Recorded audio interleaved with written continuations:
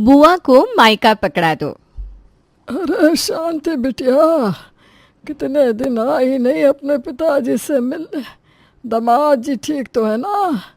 सब ठीक है पिताजी, बस क्या बताएं, खेती किसानी वालों के साथ तो कुछ ना कुछ लगा ही रहता है। अब इस साल धान और गेहूं बोया था, लेकिन धान के समय बारिश नहीं हुई, और जब गेहूं पक कर तैयार हुआ उस समय इतनी बरसात हो गई कि दोनों ही फसल बेकार हो गई। अरे रे बेटा, ये तो बहुत बुरा हुआ, काफ़ी नुकसान हो गया तुम लोगों का। अच्छा, वो छोटे वाले की शादी लगाई थी तूने, क्या हुआ उसका?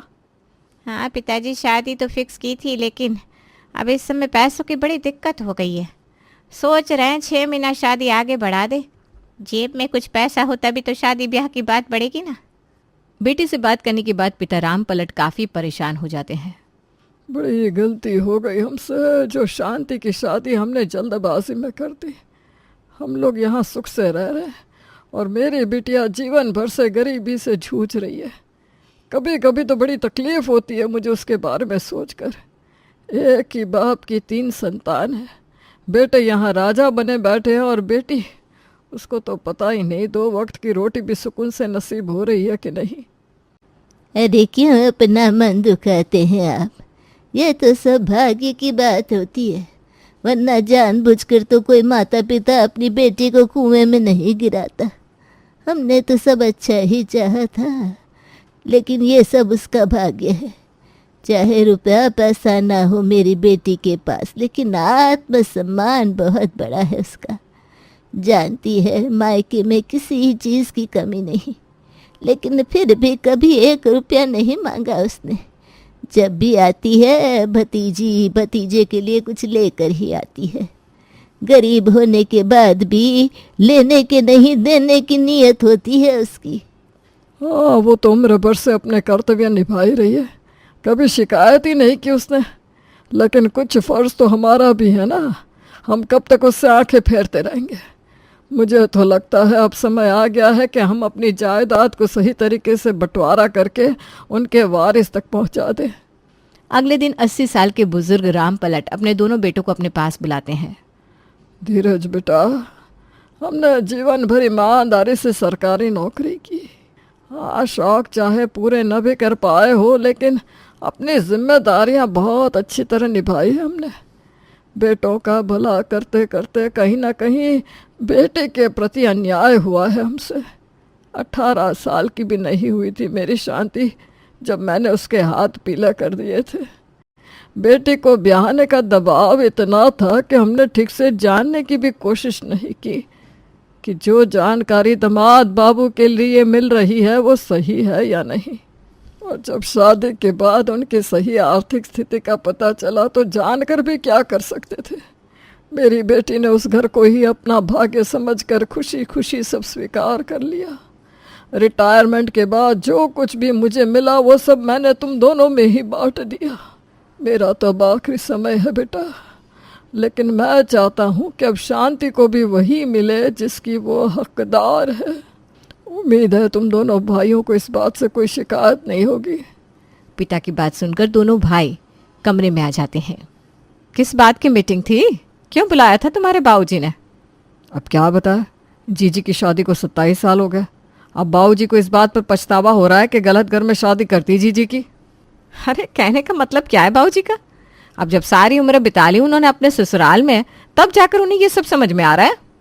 तुम अभी भी नहीं समझी? पिताजी ने हमें यह कहने के लिए बुलाया था कि पिताजी की जितनी भी संपत्ति है उसमें जीजी का भी हिस्सा है। अभी तक उनकी संपत्ति पर हम दोनों भाई मजे कर रहे थे, लेकिन अब वो अपनी प्रॉपर्टी में अपनी बेटी को भी हिस्सेदार बनाने वाले हैं। कान खोल कर सुन लीजिए आप, मैं इस प्रॉपर्टी में से ना 1 फूटी कौड़ी भी आपकी बहन को नहीं देने वाली। अरे जीजी का ब्याह गरीब घर में हुआ वो उनकी किस्मत थी, हमारा ब्याह आपके साथ हुआ ये हमारी किस्मत है। एक की किस्मत अच्छी नहीं है इसका मतलब ये तो नहीं कि दूसरे का काट के उन्हें दे दिया जाए। बिल्कुल ठीक कहा भाभी आपने, आपकी इस बात से तो मैं बिल्कुल सहमत हूँ। सारी जिंदगी से अम्मा बाबूजी की सेवा हम लोग कर रहे हैं, और अब जब हिस्सा बांटने का मौका आया तो बाबूजी को अपनी बेटी याद आ गई। दुख बीमारी में जब हम बाबूजी के आगे पीछे घूमते थे तब कहाँ थी उनकी इकलौती बेटी।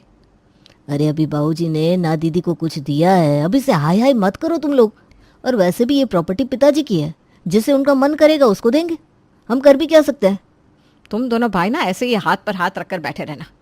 मुझे तो पूरा यकीन है कि बाबूजी के सामने भी एक शब्द नहीं निकला होगा तुम दोनों के मुंह से। अरे गलत को गलत कहने की हिम्मत रखो ना। क्यों नहीं बोल दिया कि यह अन्याय आप दोनों को स्वीकार नहीं है? अब जीवन भर से बाबूजी हमारे साथ रह रहे हैं। अम्मा के घुटनों का दर्द हो या बाबूजी की दवा, बरसों से सब हमने देखा है ना।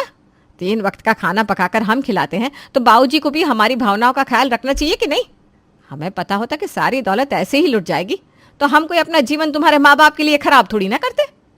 आप मानो या ना मानो जीजी, लेकिन मुझे ऐसा लगता है कि ज़रूर जीजी ने ही कुछ जादू टोना किया है अम्मा बाबूजी पर। ऐसे कैसे अचानक से उन्हें इतने सालों बाद जीजी की याद आ गई? ये तूने पते की बात करी छोटी। अभी पिछले महीने ही सुना था मैंने कि जीजी के छोटे लड़के की शादी है और फिर पैसे ना होने का बहाना बनाकर अपने बेटे की शादी टाल दी उन्होंने। अब सब समझ में आ रहा है मुझे। ये सब सोची समझी साजिश चल रही थी। पहले उन्होंने अपने बेटे की शादी पक्की करी, फिर बाद में पैसा ना होने का बहाना बनाकर शादी कैंसिल कर दी। अरे आप ही सोच कर बताइए ना, जिसके पाले में पैसा नहीं होगा वो बेटे की शादी क्यों उठाने लगा भला? शादी टूटने के बाद उन्होंने अम्मा बाबूजी के सामने आकर रोना धोना किया होगा और बस बन गया उनका काम। बाबूजी को तुरंत एहसास हो गया होगा कि उनकी बेटी बेचारी कितने कष्टों में जी रही है। और वैसे भी जब जेब में पैसा हो ना, जब तक खर्च ना हो जाए खनकते ही रहते हैं। जमाना बड़ा खराब है। आजकल सब पैसों की रिश्तेदारी हो गई है। अब जो हुआ सो हुआ। अब दिमाग इस बात में लगाओ कि बाबूजी को रोका कैसे जाए। जब से राम पलट जी ने अपनी बेटी को प्रॉपर्टी में हिस्सेदारी देने की बात की थी, दोनों बेटों और बहू के सीने पर सांप लौटने लगा था। पिछले 1 हफ्ते से घर में तूफान मचा हुआ था। सास ससुर के सामने तो दोनों बहुएं कुछ नहीं कह रही थी, लेकिन दिलों में तो सबकी आग लगी थी। एक दिन सवेरे सवेरे दरवाजे की घंटी बजती है और जब बड़ी बहू श्यामला ने दरवाज़ा खोला तो ननद शांति और उनकी बड़ी बहू निशा को सामने खड़ा हुआ पाया। शांति लगभग 1 साल बाद अपने मायके आई थी। जैसे उसने बड़ी भाभी को देखा, लपक कर वो उनके गले से लग गई। कितने दिनों बाद देखा भाभी आपको। कहने वाले बिल्कुल सही कहते हैं, लड़कियां बूढ़ी हो जाती है लेकिन उनके मन से उनके मायके का मोह कभी नहीं जाता। प्रणाम मम्मी जी, कैसी हैं आप? वाकई मम्मी जी ना आप लोगों को बहुत याद करती हैं। हर बात पर आप लोगों की ही उपमा देती हैं। कहती है मेरे पिताजी ने मेरे राजकुमार जैसे भाइयों के लिए बिल्कुल राजमहल बनाकर तैयार किया है। मम्मी जी इतनी तारीफ करती थी तो मैंने सोचा इस बार मैं भी मम्मी जी के साथ चलकर उनके मायके का राजमहल देख लेती हूँ। बैठो जीजी, आप बातें तो होती रहेगी, मैं चाय नाश्ते का इंतज़ाम करती हूँ। अरे मम्मी जी अब मैं आ गई हूँ ना, आपको चाय नाश्ता खाना किसी चीज़ की चिंता करने की कोई ज़रूरत नहीं है। आप बैठिए आराम से, बस मुझे रसोई दिखा दीजिए, बाकी सब मैं संभाल लूँगी। अरे नहीं बेटा, तुम क्यों बनाओगे? तुम तो मेहमान हो, शाम तक लौट जाओगी, तुमसे काम थोड़ी ना करवाएंगे। आपसे किसने कहा मामी जी कि हम लोग शाम तक लौट जाएंगे? अब आए हैं तो आराम से कुछ दिन रहकर ही जाएंगे, इसलिए अब ये मेहमान समझने की फॉर्मेलिटी एकदम छोड़ दीजिए। माँ जी आप बताइए ना। बिल्कुल ठीक कह रही है निशा। अरे अपने घर आई हूँ मैं, कोई मेहमान थोड़ी ना हूँ। और घर में निशा सबसे छोटी है। जैसे मेरी बहू है वैसे ही आपकी भी बहू है। आप लोग भी ना जब तक निशा यहाँ है बहू के होने का सुख ले लीजिए। जा बेटा तो जल्दी से सबके लिए चाय बना ला, और हम माँ और पिताजी के लिए बिना चीनी की चाय बनेगी। ठीक है मम्मी जी, अभी बना लाती हूँ। देख रही हो भाभी, अब हिस्सा लेने की बारी आई तो कैसे बिन बुलाए टपक पड़ी शांति जी।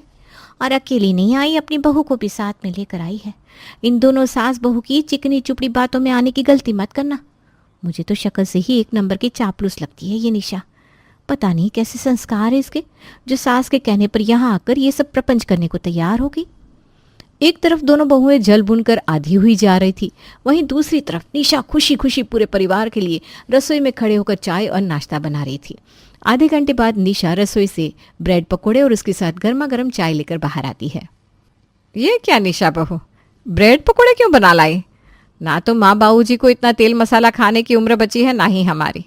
हमारे यहाँ ये ब्रेड पकोड़े समोसे जैसी चीज़ कोई नहीं खाता, स्वास्थ्य के लिए ये सही नहीं है। अरे छोड़िए ना जीजी, आप भी बिना सोचे समझे कुछ भी बोल देती हैं। हम नहीं खाते हैं लेकिन ये तो खाती होगी ना, और वहाँ पर कहाँ सब शौक पूरे हो पाते होंगे। इतना तेल मसाला एक साथ देखा भी ना होगा बेचारी ने। अब यहाँ इतना बड़ा घर है, अंदर से भरी रसोई है, जी ललचा गया होगा बेचारी का। निशा बेटा कोई दिक्कत नहीं है, शांति जीजी के यहाँ कोई चीज़ तुम्हें खाने को मिलती हो या ना मिलती हो, लेकिन यहाँ तुम्हें किसी चीज़ की कोई दिक्कत नहीं रहेगी। दोनों मामियों का कटाक्ष देखकर निशा को बहुत असहाय महसूस हो रहा था। ऐसी कोई बात नहीं है मामी जी, मैं तो बस। निशा कुछ बोलने वाली थी कि शांति उसका हाथ पकड़कर उसे रोक लेती है। निशा बहू, कोई बात नहीं, बड़ों की बातों को इस तरह से उलटकर जवाब नहीं दिया जाता। तुम आराम से चाय पियो, थोड़ी देर आराम कर लो, उसके बाद दोपहर का खाना भी बनाना है। चाय नाश्ता करने के बाद निशा और शांति अपने कमरे में पहुंच गए थे। माँ जी, मुझे नहीं पता अब मामी जी की बातों का मतलब समझ पाई कि नहीं, लेकिन मुझे बहुत अच्छी तरह से समझ में आ गया है कि वो हमें हमारी गरीबी का ताना मार रही थी।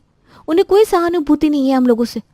वो सब लाड़ प्यार सब झूठा दिखावा है, बात बात पर नीचा दिखाती है वो आपको, और आप तारीफ करते नहीं थकती थी अपने मायके की। बुरा मत मानिएगा माँ जी, लेकिन आपकी तारीफ के लायक नहीं आपका मायका। ऐसी बात क्यों करिए बेटा, देख मुझे भी ये घर छोड़ एक लंबा अरसा बीत गया है। मैं यहाँ से कोई बुरी याद लेकर जाना नहीं चाहती। मुझे कौन सा यहाँ रोज़ रोज़ आना है। हम तो मेहमान हैं बेटा, कोई प्रेम से बुलाएगा तो साल 2 साल में आ जाएंगे, वरना रूखी सूखी खाकर अपने घर में पड़े रहेंगे। अगले दिन निशा सुबह 5 बजे उठकर नहा धोकर पहले पूरे घर की साफ सफाई करती है। उसके बाद नहा धोकर मंदिर में प्रेम से आरती करती है। इतने सालों बाद सुबह 6 बजे मंदिर में होती आरती की आवाज़ सुनकर शांति की माँ और पिताजी उठकर मंदिर में आते हैं। बहुत गुणी और संस्कारी बच्ची हो तुम। हमारी शांति के अच्छे कर्मों का फल है कि तुम्हारे जैसी गुणी, होनहार और सुंदर लड़की उसके घर बहू बनकर आई। सच बताए तो बेटा अपनी बेटी की चिंता होती थी, लेकिन अब तुम्हें देखकर लग रहा है कि उसका बुढ़ापा सुख से बीतेगा। कई सालों बाद सवेरे सवेरे मंदिर में इतनी मधुर आरती सुनी। जब तक शांति की अम्मा के हाथ पैर काम करते थे, वही सवेरे उठकर पूजा आरती किया करती थी। नाना जी, आपने आशीर्वाद दे दिया, बस मुझे सब कुछ मिल गया। आप लोगों का प्यार और आशीर्वाद लेने के लिए तो हम लोग यहाँ आए हैं। देख रही है छोटी कैसे मक्खन लगा रही है। अरे मैं तो कह रही हूँ जीजी तो जीजी, उनकी बहू तो मीठी छुरी है, खड़े खड़े आदमी को हलाल करते ही है। अम्मा बाबूजी तो इस निशा और शांति जीजी की बातों में बहे चले जा रहे हैं। बिल्कुल ठीक कह रही है जीजी आप। अरे कोई मूर्ख ही होगा ना जो दूसरों के घर जाकर सवेरे 5 बजे उठकर झाड़ू पोछा करे या मंदिर में जाकर घंटी बजाए। अरे ये दोनों सास बहू पूरा प्रपंच सोच समझ कर आई हैं। पूरी नाटक कंपनी चल रही है इन दोनों की। अब तो मुझे शांति जीजी से इतनी चिढ़ हो रही है, मन कर रहा है अभी धक्के मारकर घर से बाहर निकाल दूं। अरे छोटी, मन की बात जुबान पर नहीं ला सकते ना। भूल मत, इस प्रॉपर्टी के मालिक अभी भी बाबूजी हैं। अभी तो बाबूजी 3 हिस्से करने की बात कर रहे हैं। जो उनकी बेटी के साथ हमने ऐसे शब्द बोल दिया ना, तो कहीं ऐसा ना हो सारी संपत्ति बिटिया को देकर चलते बने। इसलिए दवा समझकर ही सही इस जहर को हमें पीना तो पड़ेगा। पूजा पाठ खत्म करने के बाद निशा एक बार फिर से रसोई में जाती है और 2-3 तरह के बढ़िया नाश्ते बनाकर तैयार कर लेती है। मामा जी, मम्मी जी ने बताया था आपको बचपन से ही मटर की कचौड़ियाँ खाने का बड़ा शौक है। मैंने आप लोगों के लिए मटर की कचौड़ियाँ बनाई है, खाएंगे ना? मामी जी ने उस दिन ठीक ही कहा था, नाना नानी जी के लिए इतना तला और मसाले वाला भोजन सही नहीं है, इसलिए आपके लिए मैंने बिना तेल का चीला बनाया है। मामी जी, आलू के पराठे तो खाती है ना आप? हाँ हाँ भाई, खा लेंगे, खाएंगे क्यों नहीं। तुमने तो आज ढाबा खोल रखा है ना, महीने भर का राशन एक ही दिन में ख़त्म कर दोगी क्या? माना कि घर में किसी चीज़ की कमी नहीं है, लेकिन मामा ने बैंक भी लूटा नहीं है जो तुम दोनों हाथों से खर्च किए जा रही हो। छोटी बहू, एक तो बेचारी इतने तरह का भोजन बनाकर लाई, ऊपर से तुम उसे ही बातें सुना रही हो। निशा ने घर में जो भी बनाया है उसकी कीमत फिर भी तुम्हारे उस पिज्ज़ा से तो कम ही है जो तुम हर संडे खाते हो। मेरा मुंह ना खुलवा, वही अच्छा है। अगली सुबह उसकी नाटक कंपनी अपने घर में, मैं और नहीं चलने दूंगी। अब तू देख मैं क्या करती हूँ। अगले दिन सुबह दोनों बहू जाकर निशा के कमरे में बाहर से कुंडी लगा देती हैं। सुबह 5 बजे उठकर जब निशा कमरे से बाहर आने की कोशिश करती है तो कुंडी लगे होने की वजह से कमरे से बाहर ही नहीं निकल पाती। सुबह 6 बजे, क्या बात है माँ जी, आज आपकी लाडली निशा ने मंदिर में पूजा नहीं की? हम तो नहा धोकर आरती में शामिल होने आए थे, लेकिन यहाँ तो अभी बिल्कुल सन्नाटा पड़ा हुआ है। अरे जीजी, वो तो हाथी के दांत थे, दिखाने की कुछ और, खाने की कुछ और, पर दिखावा इंसान आखिर कितने दिन तक कर पाएगा। आज असलियत सामने आ ही गई। बहू, ये तो अपनी अपनी सोच है। निशा हमें झूठा दिखावा करके क्यों दिखाएगी? हो सकता है बच्ची की तबीयत खराब हो। यहाँ खड़े होकर अनाप शनाप बोलने से अच्छा होता तुम उसका दरवाज़ा खटखटाकर एक बार उसकी खैरियत पूछ लेती, लेकिन नहीं, तुम्हें तो पहले हमारे कान भरना ज़्यादा ज़रूरी लगा। ठीक कहा ना बड़ी बहू? आपके कान भरने नहीं, आपको सच्चाई का आईना दिखाने आई थी बाबूजी। खैर, आपकी आंखों पर पट्टी बंधी हुई है तो मुझे क्या, और आपने तो पहले ही सोच रखा है ना कि आपकी बेटी सही है और बहू गलत। अपने कमरे में आकर आप कुछ देख रहे हो घर में हवा किस तरफ बह रही है? जिस तरह से आपके बाबूजी अब खुलेआम अपनी बेटी और निशा की तरफदारी कर रहे हैं ना, मुझे तो ऐसा लग रहा है कि प्रॉपर्टी के 3 हिस्से नहीं होंगे, पूरी की पूरी प्रॉपर्टी ही शांति जीजी के नाम होने वाली है। यह सही है, मायके आकर भाइयों का खाओ और फिर उनकी थाली में छेद भी करो। 2 दिन बाद दोनों बहुएं मिलकर घर पर कथा रखवाती है और आस पड़ोस के लोगों को जमा कर लेती है। अरे श्यामला, कौन है ये लड़की? बड़ी फुर्तीली है। नई नौकरानी रख ली है क्या? अरे नहीं नहीं, नौकरानी नहीं, शांति जीजी की बहू है। थोड़ी गरीब है बेचारी। अब गरीबी आती है तो मन में अपने आप लालच भी आ जाता है। ससुराल में बुरे दिन चल रहे तो हमारे यहाँ आ गई, कम से कम कुछ दिन अच्छा खाने पहनने को तो मिलेगा। बस करो भाभी, अब मेरे बर्दाश्त की हद पार हो गई है। हाँ है हम गरीब, लेकिन इज्जत से 2 रोटी खाते हैं। इतने साल हो गए मेरी शादी को, बताइए कभी आपसे 2 रुपये मांगे हैं मैंने? फिर किस अधिकार से आप हमें बात बात पर अपमानित करती हैं? आपके इस राजमहल में कुछ लेने के लिए नहीं, बल्कि अपने भाई भाभियों के साथ 2 पल खुशी के बिताने आई थी मैं। पर नहीं जानती थी यहाँ पर सिर्फ तिरस्कार और अपमान मिलेगा। बाबूजी, आपके कागज बन गए हो तो ठीक है, वरना अब मैं और यहाँ नहीं रुक सकती। आ गई ना सच्चाई आपकी जुबान पर जीजी। इन्हीं कागजों के लालच में आई हो ना? भाई दे दो अपनी बेटी को सब, हमें क्या दिखाई नहीं दे रहा है घर में क्या चल रहा है? बिल्कुल ठीक कहा बेटा तूने। मैंने भी इस पगली को यही समझाया था कि जिन रिश्तों के मोह में तू इस दौलत को त्याग रही है ना, वो तेरे प्रेम के लायक नहीं है, लेकिन ये नहीं मानी। इसने मुझसे ऐसे कागज़ तैयार करवाए जिसमें यह लिखा है कि इसे इस प्रॉपर्टी और घर में से एक फूटी कौड़ी नहीं चाहिए। इतने दिनों से यहाँ पर उन्हीं कागज़ों पर साइन करने के लिए रुकी हुई है। तुम्हारी दौलत में हिस्सा बांटने नहीं, खुद की दौलत भी तुम्हारे नाम करने आई थी ये पगली।